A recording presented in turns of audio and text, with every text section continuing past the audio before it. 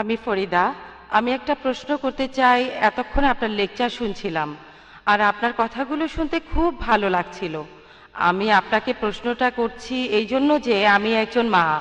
আমার ছেলে মেয়েদের বড় করতে হবে। আপনি পড়াশোনায় খুব ভালো ছিলেন, ডাক্তারি পাশ করেছেন আর এখন পৃথিবীর বিভিন্ন জায়গায় লেকচার দিচ্ছেন। আপনার মতো সন্তান, আপনার মতো মানুষ পৃথিবীতে আরো প্রয়োজন। তাই আপনার বাবা মা আপনার মতো সন্তানকে কিভাবে বড় করেছিলেন, আমি এ ব্যাপারে আপনার কাছ থেকে কিছু উপদেশ চাইবো, যাতে আমার মতো মায়েরা উপকৃত হতে পারে। ধন্যবাদ। বোন, আপনি খুব সুন্দর প্রশ্ন করেছেন।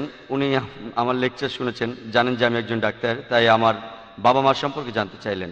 আর ডাক্তার ইয়াহিয়া আলভি শুরুতে ঠিক কথাই বলেছিলেন, যদি এই পৃথিবীতে আল্লাহ সুবহানাহু ওয়া তাআলার পরে কাউকে ধন্যবাদ দিতে হয়, তিনি হলেন আমার মা। তবে আমার বাবা এবং পরিবারের অন্য সবাইও, আমার স্ত্রী সহ আলহামদুলিল্লাহ আমরা সবাই দাওয়ায় নিয়োজিত।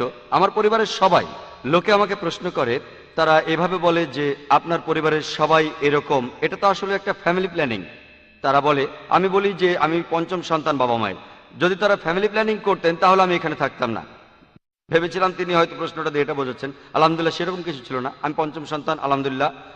লোকে ভাবে যে বেশি ছেলে মেয়ে থাকা ভালো না, তবে আলহামদুলিল্লাহ এটাও ভালো হতে পারে। এটা নির্ভর করে কিভাবে তাদের বড় করছেন, তাদের মানুষ করছেন। আর আমিও বলবো আমার বাবা মা আলহামদুলিল্লাহ তারা তারা আমাকে যথেষ্ট স্বাধীনতা দিয়েছেন। তারা আমার উপর কোনো ব্যাপারে কখনো জোর খাটাননি যে এটা মানো, ধর্ম মানো। আলহামদুলিল্লাহ আমার বাবা মা যথেষ্ট ধার্মিক। আলহামদুলিল্লাহ তারা আমার উপর কখনো জোর করেননি, আমাকে যথেষ্ট স্বাধীনতা দিয়েছেন। তবে তারা সবসময় কোরআন ও সুন্নাহ মেনে চলেছেন আলহামদুলিল্লাহ। যেহেতু আমি ছোটবেলা থেকে বাবা মাকে দেখেছি কোরআন আর সুন্নাহ মেনে চলতে, আলহামদুলিল্লাহ মানুষ তার বাবা মায়ের কাছ থেকেই শেখে।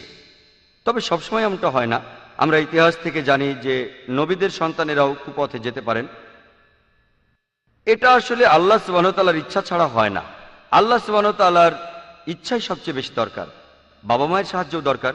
আর এর একটা কারণ হচ্ছে পবিত্র কোরআনে সূরা আল ইমরানের 160 নম্বর আয়াতে উল্লেখ আছে, আল্লাহ সাহায্য করিলে কেউ তোমাদের হারাতে পারবে না।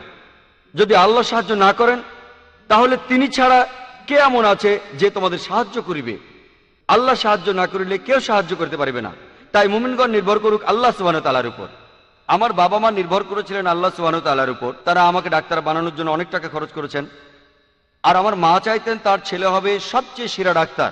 তিনি চাইতেন আমি যেন ক্রিস বার্নার্ডের মতো হই, যিনি প্রথম হার্ট ট্রান্সপ্লান্ট অপারেশন করেছিলেন, সাউথ আফ্রিকার ডাক্তার। মা তার সঙ্গে দেখাও করেছিলেন, তিনি এটাই চেয়েছিলেন। আলহামদুলিল্লাহ আমিও ডাক্তার হতে চেয়েছিলাম। আর আমি এই পেশাটা বেছে নিয়েছিলাম কারণ আমি ভেবেছিলাম, আর আসলেও তাই আলহামদুলিল্লাহ আমার দৃষ্টিভঙ্গি বদলায়নি, যে এক কথাই বললে মানুষের সেবা করার জন্য ডাক্তারি সবচেয়ে ভালো পেশা, ভালো পেশাগুলোর একটা। তাই আমি ডাক্তার হয়েছিলাম। আর আমার বাবাও একজন ডাক্তার ছিলেন, একজন সাইকিয়াট্রিস্ট। আর এভাবেই আলহামদুলিল্লাহ আমি ডাক্তার হয়েছিলাম। তবে পরবর্তীতে শেখ দিদাতের উৎসাহে আমি দাওয়ায় যোগ দিলাম। তখন আবিষ্কার করলাম যে আমার রোগীদের শারীরিক অসুখের বদলে আধ্যাত্মিক অসুখ সারিয়ে অনেক বেশি তৃপ্তি পাচ্ছি আমি, অনেক বেশি তৃপ্তি। পৃথিবীতে হাজার হাজার ডাক্তার আছেন, তাদের অনেকে বিনামূল্যে চিকিৎসা করছেন, আমিও তাদের মতোই হব। তাই সেই সময় ঠিক করলাম যে আমি ডাক্তারি ছেড়ে দিয়ে পুরোপুরি দায়ী হয়ে যাব। আর তখন আমার বাবা মা আমাকে সাপোর্ট দিলেন। তারা হয়তো বলতে পারতেন, আমরা তোমার পেছনে এত টাকা খরচ করেছি, তোমার উপর আমাদের অনেক আশা ছিল ইত্যাদি, এখন তুমি ডাক্তারি ছেড়ে দেবে, 5.5 বছর ডাক্তারি পড়েছো, আর এখন আলহামদুলিল্লাহ আমার বাবা মা বললেন কোনো সমস্যা নেই, তুমি এই পথে যাও, এটা আল্লাহর পথ। আলহামদুলিল্লাহ। আমি মাকে জিজ্ঞেস করেছিলাম যে আমাকে তুমি কি হতে বলো যদি আমি ডাক্তারি পেশা ছেড়ে দিই? তুমি কি চাও যে আমি শেখ আহমেদ দিদাতের মতো হই নাকি ক্রিস বার্নার্ড? তো তিনি আমাকে উত্তরে বলেছিলেন যে আমি চাই তুমি দুটোই হও। তবে এখন তাকে জিজ্ঞেস করি যে তুমি কি চাও যে আমি একজন দায়ী হই শেখ আহমেদ দিদাতের মতো যা এখন করছি, নাকি তুমি চাও যে আমি হই ক্রিস বার্নার্ড? তিনি বলেছিলেন শেখ আহমেদ দিদাতের মতো একজন দায়ীর জন্য আমি 1000টা ক্রিস বার্নার্ড ছাড়তে পারি। আলহামদুলিল্লাহ। তাই বাবা মার সাপোর্ট আমাকে সাহায্য করেছে, কারণ বাবা মা আর ফ্যামিলির সাপোর্ট খুব বেশি দরকার দাওয়ার ক্ষেত্রে। সন্তানকে কিভাবে বড় করতে হবে, আর এই ব্যাপারে আমার লেকচার পাবেন শিশুদের জন্য ইসলাম। শিশুদের জন্য ইসলাম। মা হচ্ছেন কোন শিশুর সেরা শিক্ষক। আর প্রথম যে বইটা মায়ের দেওয়া উচিত, বাবা মায়ের উচিত সন্তানকে দেয়া কোরআন। কোরআন প্রথম বই। আর এটা আপনার সন্তানের জীবনের শেষ দিন পর্যন্ত সঙ্গী হয়ে থাকবে। আর আমার বাবা মা আরবি ভাষার গুরুত্ব বুঝেছিলেন যে এই ভাষা শেখা দরকার। আর আমার লেকচারও বলেছি যে আরবি ভাষা জানা থাকলে পবিত্র কোরআন সহজে বোঝা যায়। যদি আপনার সন্তানকে আরবি ভাষা শেখান তাহলে তারা সহজেই পবিত্র কোরআন বুঝতে পারবেন। আর একটা কথা, যদি কেউ আল্লাহর পথে চেষ্টা করে থাকেন, যদি আপনি চেষ্টা করেন আল্লাহ সুবহানাহু ওয়া তাআলার পথে, আল্লাহ পবিত্র কোরআনে সূরা আনকাবুতের 69 নম্বর আয়াতে বলছেন, যারা আমার উদ্দেশ্যে সংগ্রাম করে আমি তাদের আমার পথে চালিত করব।